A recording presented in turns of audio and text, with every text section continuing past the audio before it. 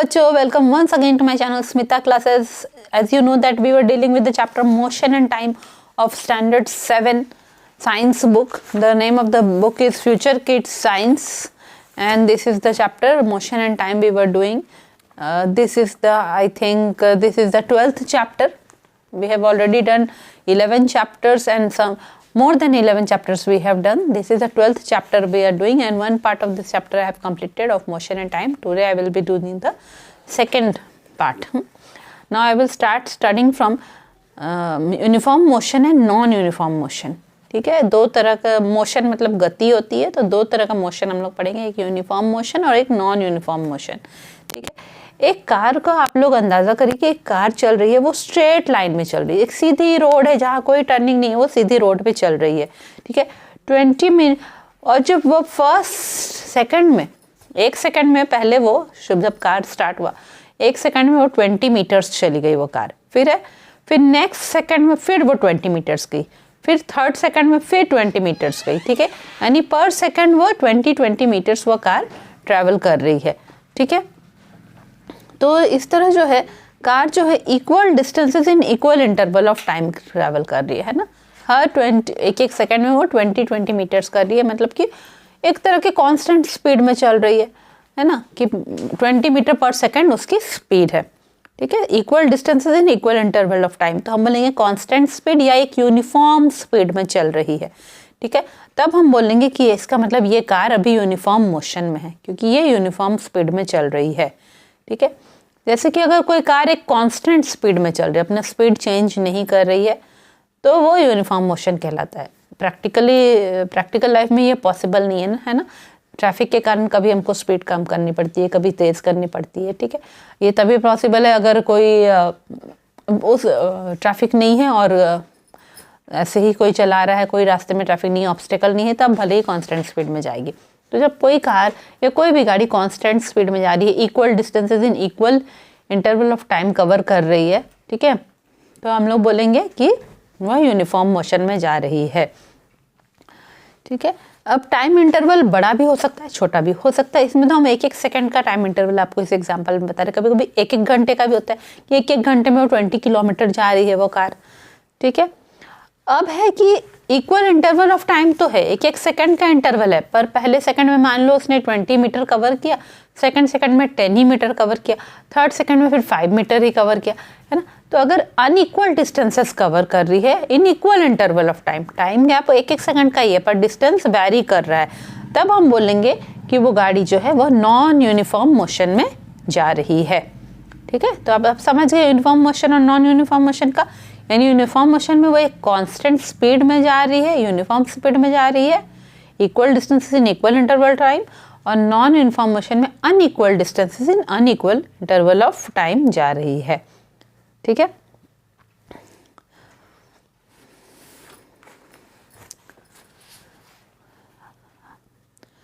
अब है जैसे कि एग्जांपल देंगे कि 2 सेकंड में वो 20 मीटर गई, हाँ, फिर 5 सेकंड्स में 100 मीटर गए. इस टाइप का हम लोग अपना एक टेबल बना के एग्जांपल एक क्रिएट कर सकते हैं. ठीक है, अगर कार ऐसे स्पीड वैरी कर रही है, तब आपको बोलेगा कि उसका एवरेज स्पीड निकालो. एवरेज स्पीड आप कैसे निकालेंगे? Total distance covered by total time taken, दोनों को आप डिवाइड कर देंगे तो आपको एवरेज स्पीड निकल जाएगा. ठीक है, अब है आप लोगों ने पहले भी मैथ्स में ग्राफ के बारे में पढ़ा, pie chart and graph chapter पढ़ा है. ग्राफ्स के बारे में पहले भी न्यूज़पेपर, टेलीविज़न, मैगजीन में अक्सर देखे. जब क्रिकेट मैच हम लोग देखते हैं टीवी पे, तो वहाँ पे भी ग्राफ शो करते हैं ना, रन रेट का ग्राफ वगैरह शो करते हैं.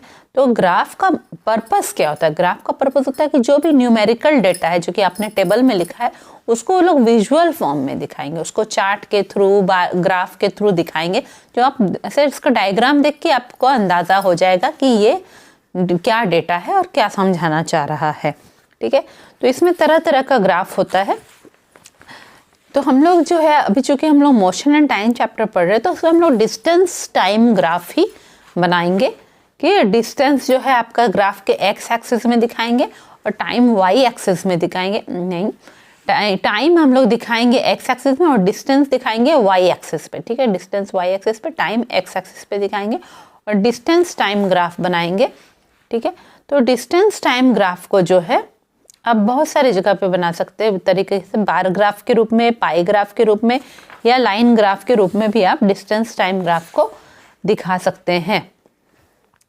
ठीक है, अब डिस्टेंस टाइम ग्राफ के लिए क्या है, अगर जब आप बार ग्राफ दिखाएंगे, ठीक है, बार ग्राफ में आपने देखा होगा ना, पहले भी पढ़े हैं, जो भी न्यूमेरिकल डाटा है उसको बार्स के थ्रू, लंबा लंबा रेक्टेंगल बनाया जाता है और बार्स के थ्रू दिखाया जाता है। ठीक है, डिस्टेंस टाइम ग्राफ में आपने वाई एक्सिस में डिस्टेंस लिख दिया, एक्स एक्सिस में टाइम लिख दिया। अब जिस टाइम में जितना डिस्टेंस कवर हो रहा है उतना लंबा आप रेक्टेंगल बना देंगे। ठीक है, तो इस तरह डिस्टेंस टाइम ग्राफ आपका बार के थ्रू रिप्रेजेंट होगा। जैसे कि आपके बुक में एक एग्जांपल दिया कि कितने ओवर में कितना रन कवर किया किसी बैट्समैन ने, उसको बार ग्राफ के थ्रू दिखाया गया है। बार ग्राफ में खास बात क्या है कि जो रेक्टेंगल है उनका विड्थ यूनिफॉर्म होता है ना। ऐसा आप नहीं कर सकते कि कोई बार का विड्थ आप चौड़ा कर दे, किसी का कम कर दे, ऐसा नहीं। सबका विड्थ सेम रहेगा और इक्वल स्पेसिंग पे ही रहेगा।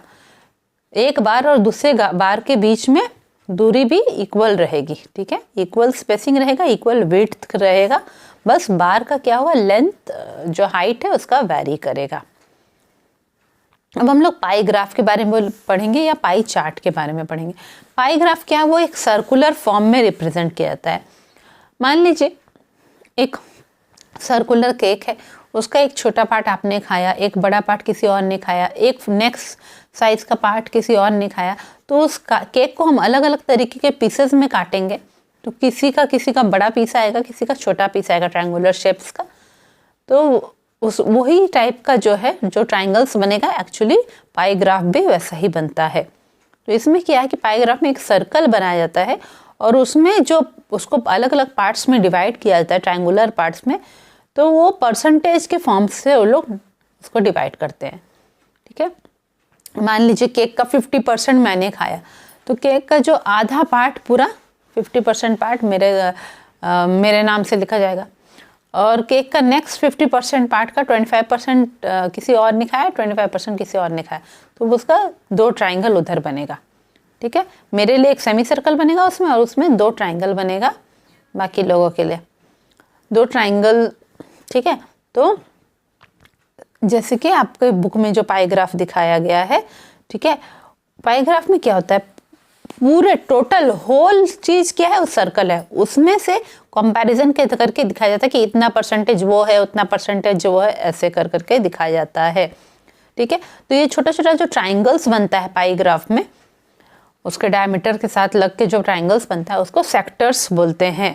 जैसे कि आपके बुक में डायग्राम में दिखाया है कि एयर का कॉम्पोजिशन दिखाया गया, सो 21% ऑक्सीजन दिखाया जा रहा है, एक पतला सा ट्रायंगल दिखा रहा है 1% कार्बन डाइऑक्साइड, वाटर वेपर, और एक बड़ा सा सेक्टर दिखा रहा है जो कि नाइट्रोजन का पार्ट दिखा रहा है। ठीक है, तो इस तरह पाई ग्राफ होता है। पाई ग्राफ भी बहुत इजी होता है, उसको देखते ही, और अगर वहाँ पे परसेंटेज लिखा हुआ होगा तो आपको तुरंत अंदाजा हो जाता है कि कितना परसेंट क्या क्या चीज़ रिप्रेजेंट कर रहा है। ठीक है, पाई ग्राफ बहुत क्लियर होता है उसका विजुअल। अब एक लाइन ग्राफ होता है। लाइन ग्राफ में क्या है कि वैसे ही वाई और एक्स एक्सिस रहेगा और लाइन के थ्रू डिनोट करता जाएगा। ठीक है, 2 क्वांटिटी के बीच का रिलेशन, मान लीजिए कि कोई कार जा रही है, वो 10 सेकंड्स में उसने 20 किलोमीटर कवर किया, तो एक पॉइंट उस ग्राफ में बना देंगे यहाँ पे कि 20 और 10 को वाई एक्सिस का 20 और एक्स एक्सिस का 10 जहाँ कोइंसाइड कर रहा है वहाँ पे एक पॉइंट बनाएंगे। फिर इसी तरह जो है नेक्स्ट 20 सेकंड्स में उसने 5 किलोमीटर कवर किया, तो वहाँ पे 5 और 10 का जहाँ पे कोइंसाइड कर रहा है वहाँ पॉइंट कर देंगे। ऐसे करके बहुत सारे पॉइंट्स बनाएंगे डेटा के हिसाब से, वो पॉइंट्स को ज्वाइन कर देंगे तो एक लाइन बन जाएगा। तो ये एक लाइन ग्राफ बन जाता है। ठीक है, यहाँ पे बार नहीं होता है, लाइन ग्राफ बन जाता है और ये चेंज होता रहता है। तो टेढ़ा मेढ़ा कर्व्ड लाइंस भी बन सकता है। देखिए, जब भी आप लोग ग्राफ पढ़ेंगे, आपने शायद इसके बारे में पहले भी पढ़ा होगा, 2 एक्सिस पे ग्राफ बनाया जाता है, एक एक्स एक्सिस होता है, एक वाई एक्सिस होता है। जो हॉरिजॉन्टल लाइन होता है वो एक्स एक्सिस, जो वर्टिकल लाइन होता है वो वाई एक्सिस होता है। दोनों एक दूसरे के प्रति परपेंडिकुलर होते हैं, 90 डिग्री पे रहते हैं वाई एक्सिस और एक्स एक्सिस। जिस पॉइंट पे दोनों एक जगह मीट करते हैं वो उनका ओरिजिन कहलाता है, उनका जो पॉइंट ऑफ इंटरसेक्शन है, जहाँ पे दोनों मीट कर रहे हैं, जिस पॉइंट पे इंटरसेक्ट कर रहे हैं वो पॉइंट क्या कहलाएगा, ओरिजिन कहलाता है। ठीक है, तो कोई एक क्वांटिटी को एक्स एक्सिस पे हम बना देते हैं और कोई एक क्वांटिटी को वाई एक्सिस पे बना देते हैं। अब है कि ग्राफ में एक नेगेटिव एक्स एक्सिस भी होता है, एक पॉजिटिव एक्स एक्सिस भी होता है। इस तरह वाई का भी एक पॉजिटिव वाई एक्सिस होता है, एक पॉजिटिव नेगेटिव वाई एक्सिस भी होता है। तो हम लोग ज़्यादातर ये लाइन ग्राफ जो है पॉजिटिव साइड में ही बनाते हैं, पॉजिटिव एक्स एक्सिस और पॉजिटिव वाई एक्सिस के ऊपर ही उसी के साथ रिलेट करके बनाते हैं। ठीक है, इस बुक में आप लोग को वही पॉजिटिव क्वांटिटीज़ के बारे में सिर्फ बताया गया है। ठीक है, तो ज़्यादातर इस तरह का ग्राफ सब ग्राफ पेपर पे बनाया जाता है, जहाँ ग्राफ पेपर में बहुत छोटे छोटे बहुत सारे स्क्वायर बने रहते हैं, हर एक स्क्वायर 1-1 सेंटीमीटर का रहता है। ठीक है, फिर हर एक 1-1 सेंटीमीटर स्क्वायर में फिर 10 डिविजन्स होता है, तो उसमें 10 मिलीमीटर्स भी बना रहता है। ठीक है, तो इस तरह जो है, अब क्या है ग्राफ की क्या खास बात है कि ग्राफ में ड्रॉ करने के लिए आपको स्केल एक ढूंढना पड़ता है ना।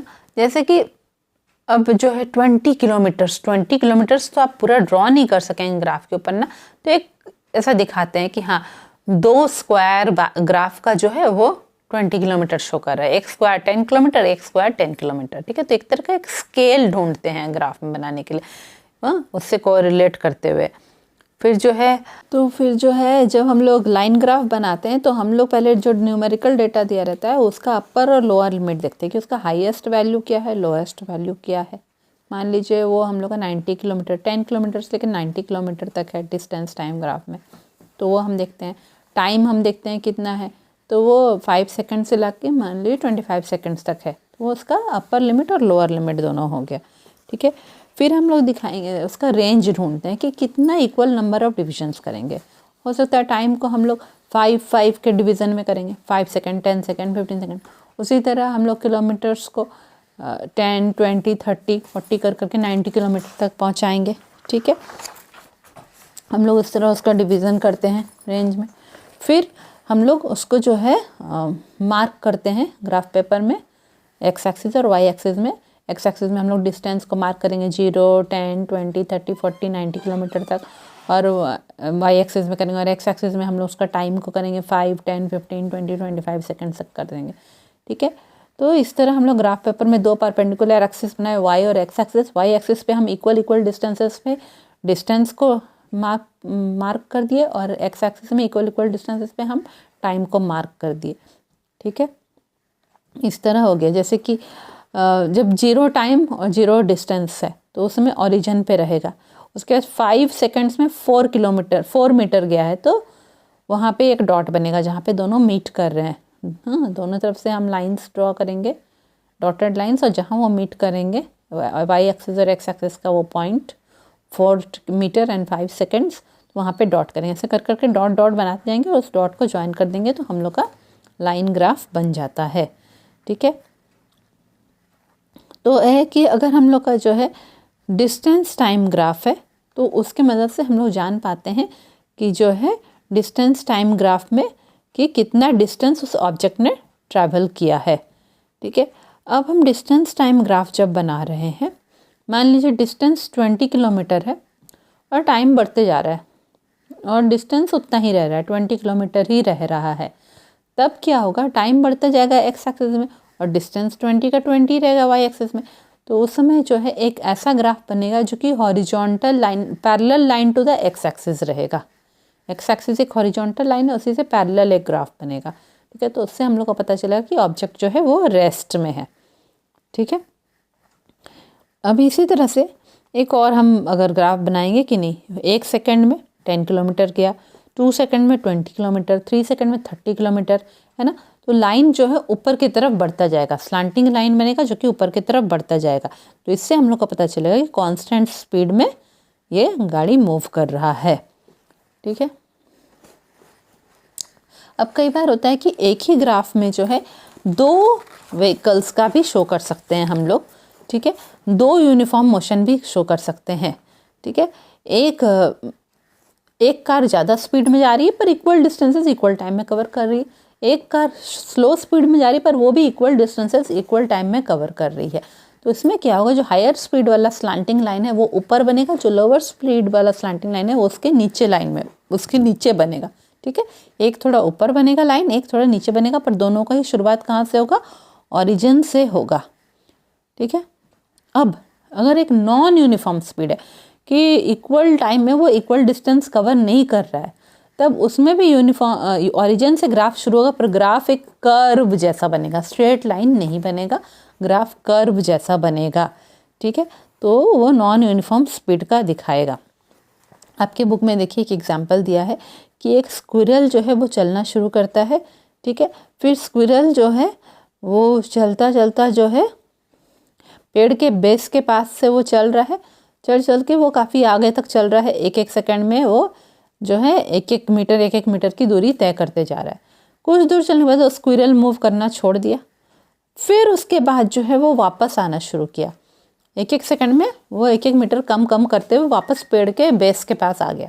तो देखिए इसका ग्राफ कैसा बनेगा, पहले स्ट्रेट लाइन जो कि ऊपर जा रहा है, फिर हॉरिजॉन्टल लाइन जब वो रेस्ट में आ रहा है, फिर स्ट्रेट लाइन, पर वो स्ट्रेट लाइन नीचे की तरफ आएगा क्योंकि वो जो है अब उसका डिस्टेंस घटते घटते जाएगा ट्री के बेस से, क्योंकि वो ट्री के नज़दीक आते जा रहा है। ठीक है, तो ये सोच समझ के ग्राफ बनाना पड़ता है। अब जो है डिस्टेंस टाइम ग्राफ से आप किसी भी टाइम पे उसका स्पीड कैलकुलेट कर सकते हैं। मान लीजिए 6 मीटर पे आप स्पीड कैलकुलेट करना चाहते हैं कि उसमें स्क्विरल का क्या स्पीड है, तो आप देखेंगे कि 6 मीटर में कितने सेकंड्स वहाँ पे हो रहा है, तो वहाँ पे आप देखेंगे 3 सेकंड्स को के साथ 6 मीटर वाला कोइंसाइड कर रहा है, यानी स्पीड हो जाएगा 6 metre by 3 second, that is 2 metre पर सेकेंड। ठीक है, तो इस तरह जो है अलग अलग चीज़ ग्राफ में आप शो कर सकते हैं। जितना टेढ़ा लाइन रहेगा, स्लांटिंग लाइन जितना रहेगा, मतलब कि उतने हायर स्पीड से चल रहा है, और फ्लैट रहेगा हॉरिजॉन्टल अगर ग्राफ बनेगा, इसका मतलब कि अभी वो रेस्ट में है। ठीक है, जहाँ जहाँ पे पहले ऐसे मान लीजिए टेढ़ा लाइन है, इसका मतलब स्पीड बढ़ रहा है, फिर थोड़ा ऐसे नीचे आ गया मतलब स्पीड घट रहा है, फिर पूरा स्ट्रेट जा रहा है मतलब कि अभी पूरा हॉरिजॉन्टल जा रहा है, मतलब वो रेस्ट में है। ठीक है, तो ग्राफ को देख के समझना पड़ता है कब स्पीड बढ़ रहा है, कब स्पीड घट रहा है। उसमें आप ध्यान से देखेंगे तो जब डिस्टेंस के साथ टाइम के साथ डिस्टेंस बढ़ते जाएगा यानी स्पीड बढ़ रहा है, जब टाइम के साथ डिस्टेंस कम होते जाएगा यानी स्पीड घट रहा है। ठीक है, तो इस तरह आप उससे स्पीड भी कैलकुलेट कर सकते हैं। तो ग्राफ जो है खुद से ड्रॉ करने से ही समझ में आएगा अच्छी तरीके से, और ग्राफ समझना बहुत ज़रूरी है क्योंकि आपका साइंस विदाउट ग्राफ पढ़ना बहुत मुश्किल है। ठीक है, तो ये चैप्टर हमारा ख़त्म हो गया है। इसमें हम लोगों ने टाइप्स ऑफ मोशन के बारे में पढ़ा, यूनिफॉर्म नॉन यूनिफॉर्म स्पीड के बारे में पढ़ा, फिर स्पीड को मेज़र करने के लिए स्पीडोमीटर और ओडोमीटर के बारे में पढ़ा, फिर हमने जाना कि day, month, year, leap year, ये सब में क्या डिफरेंस होता है, टाइम मेजरिंग डिवाइसेस क्या क्या है। फिर हमने सिंपल पेंडुलम के बारे में पढ़ा कि सिंपल पेंडुलम पीरियोडिक मोशन या ऑसिलेटरी मोशन होता है, उसमें जो मेटल का बॉल लटका रहता है वो बॉब होता है, और एक ऑसिलेशन कंप्लीट करने में जो समय लगता है उसको टाइम पीरियड कहते हैं। और हम लोगों ने डिस्टेंस टाइम ग्राफ के बारे में भी पढ़ा। तो ये जो है एक छोटा सा इंट्रोडक्टरी टाइप का चैप्टर है मोशन एंड टाइम। इसके बारे में डिटेल में आप क्लास 9 में पढ़ेंगे, फिर 10 में भी पढ़ेंगे, 11, 12 में भी पढ़ेंगे।